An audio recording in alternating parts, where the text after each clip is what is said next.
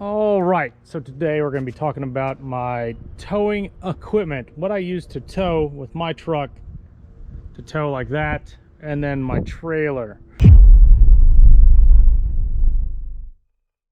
I'm a huge fan of the Demco Recon stuff.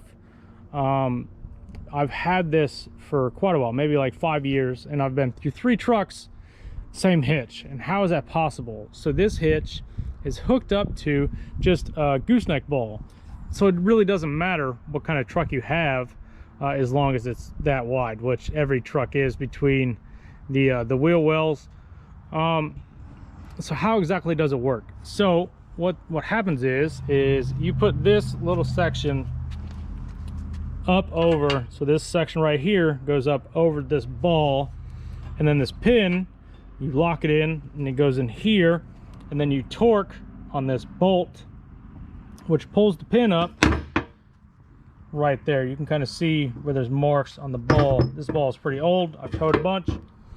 And then essentially it pulls this system tight down onto the bed. So this hole, so like right here, and then right there, it gets pulled down onto your bed, so there's tension. So this thing is essentially stiff in your bed. That way when the camper is on it and all the weight is right here, that along with the torque pulls that down into your bed.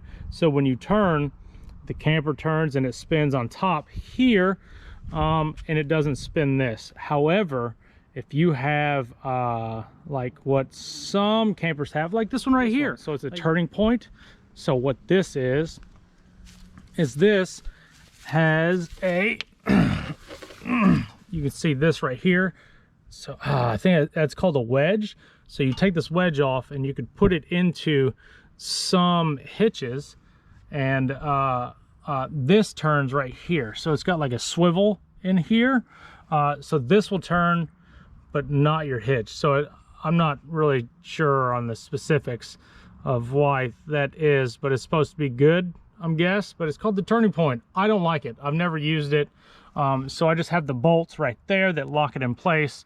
I never have to worry about it, but I keep the wedge just in case, you know, I get rid of it, if somebody wants to buy it or something like that. Oh, I need to, got some rust there, so I got to do something with that.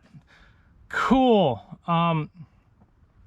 But yeah, so that turning point, or one of those wedge type deals, does not work on this, because what happens is they fight each other.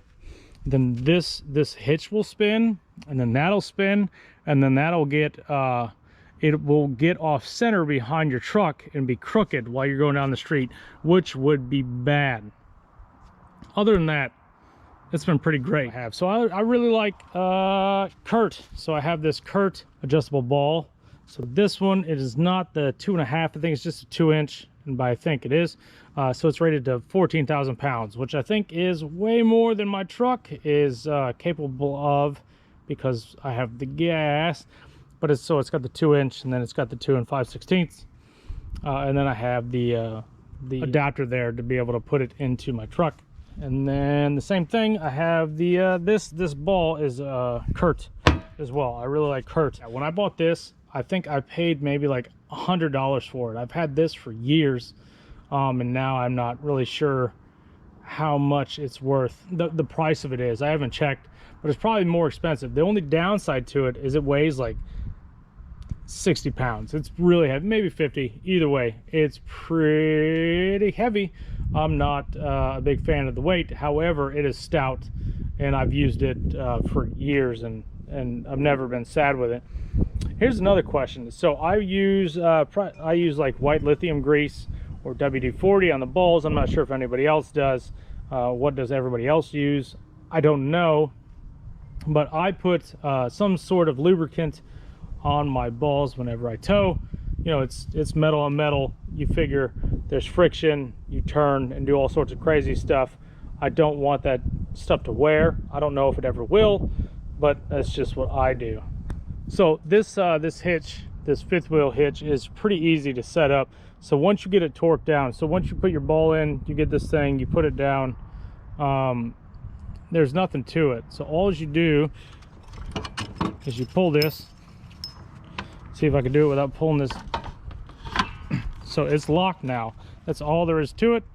You back it up to your fifth wheel, and then it will go in there, and then it locks. That's all there is to it. It's pretty simple. Hold on, we'll see if I can do this without killing myself here. All right, see if I can remember how to do this without killing myself. I might get myself killing myself. So there we go. So it's unlocked, and it goes in, and you can see right here, this big centerpiece goes across, goes behind there. So you've got the loop, which goes over your pin. So that goes there, and then that goes behind it. So all there is to look at is just this. So if this closes, you know that you're secure in there. It's not like some of the other ones that are confusing. One thing I would recommend though is with this, and then the weight down onto it, I had some slop. So being that the width of this wasn't the width of this right here, so this is much wider, so it would sit like high up there, and there'd be a lot of slop there. So as you would go down the road, you would get a lot of movement. You could feel it. But I went to one of these, what's that called? I can't remember what it's called, but I bought this thing, and what that did was it took up some of the gap in there, and it took a lot of the slop away. So as I was going down the road, there wasn't as much movement in between this and the actual hitch. It was pretty great. Here's another thing that I use to tow, which is probably the best thing that I've bought. So this is the Timbren, I think they call it the SES. This is like a suspension something. But either way, what happens is, as you can see, there's a little gap here. And then when you put a significant amount of weight onto it, this piece comes down, makes contact with your axle there. And then it's essentially just, it helps with the load. So instead of getting bags, the airbags or whatever, you can get this. These are pretty great. So they help stabilize the load. It essentially keeps your truck level, which is awesome. So there's no sag in the back end. This is the second truck that I've had these on. I had them on my Titan XD. It was pretty great. I actually put them on another truck. He has them on a Chevrolet 2500. They're okay.